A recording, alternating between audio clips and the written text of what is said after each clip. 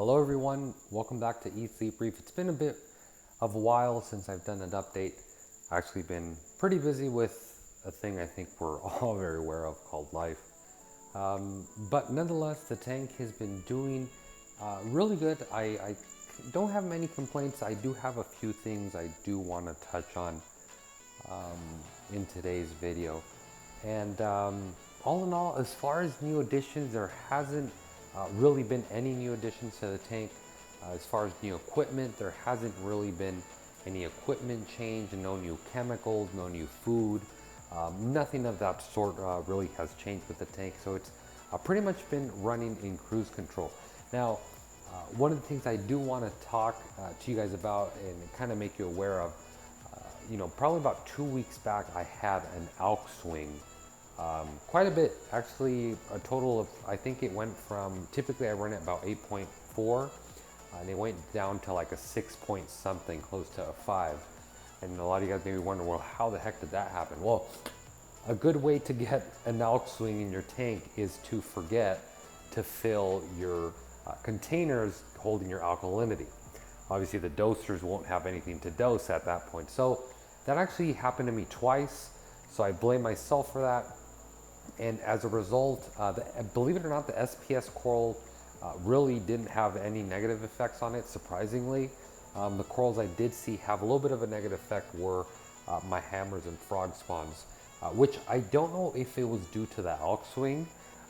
It also may have been due to another thing that I'm going to be touching on here in a little bit. So I think if there's any takeaway from that, guys, be sure that when you are dosing on a doser, be sure you check regularly, how often you should be refilling your containers. In my case, I think my tank is consuming, I want to say about 40 to 50 milliliters a day of alkalinity. You guys heard right, 40 to 50. I know it's a lot, but again, the tank is pretty full, as you guys can see. There's a lot of corals, a lot of color. So to maintain a tank like this, it takes quite a bit of alkalinity, but really no complaint as far as that goes. Now, another thing I do want to touch on that I don't really call it, I don't know if we should call it a problem, but recently I've been dealing with small little outbreaks of green hair algae. It's kind of been pretty difficult to narrow it down. I recently have switched over to ROAFOS to kind of help keep the phosphates down. Obviously, anytime you switch from like GFO from one brand to another, you have to kind of dial it in. It takes about a month to really dial it in. So I really don't know what this green hair algae is due. A lot of you guys may be right away sitting down saying, oh, high nitrates, high phosphates.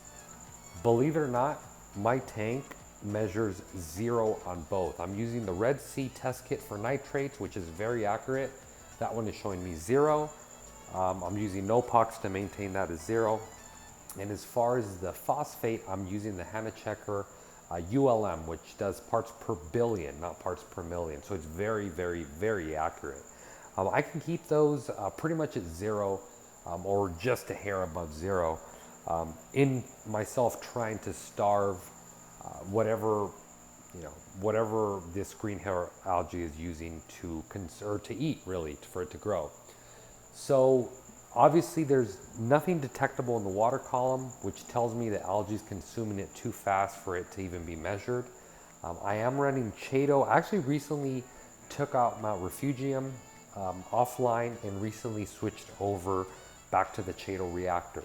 Obviously, the Chaeto reactor is hopefully, in theory, is going to be able to outcompete, that nutrients algae before it consumes it, is kind of what I'm hoping for. So, kind of been dealing with that. It's not a crazy outbreak. It's in very small spots of the tank, but nonetheless, it bugs me.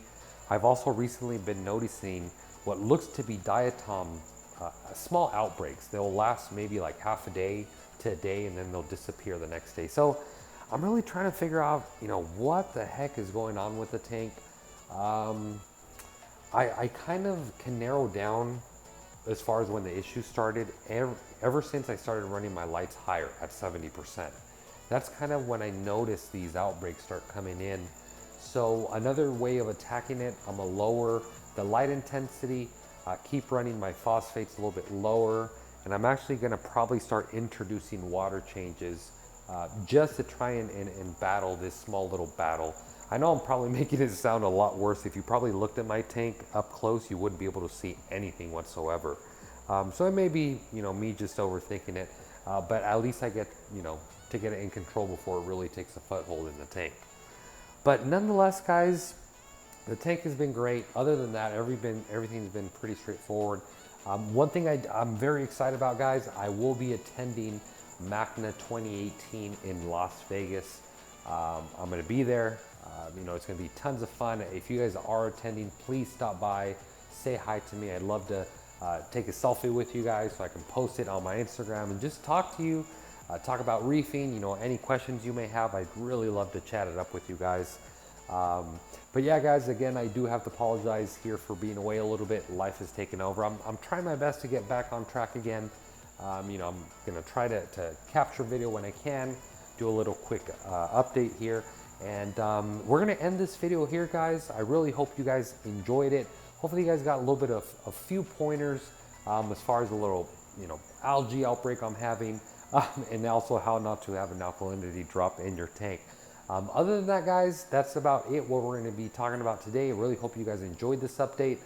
Got some little information, kind of see how the tank is doing, and most importantly, got to see the tank. So we're gonna wrap it up right here, guys. If you guys don't follow me on Instagram, please be sure to follow me on Instagram.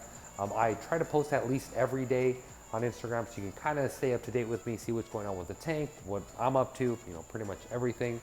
And yeah, if you guys have any questions, comments, or concerns, please leave them down in the comment box below. As always, guys, thanks for watching. Happy reefing.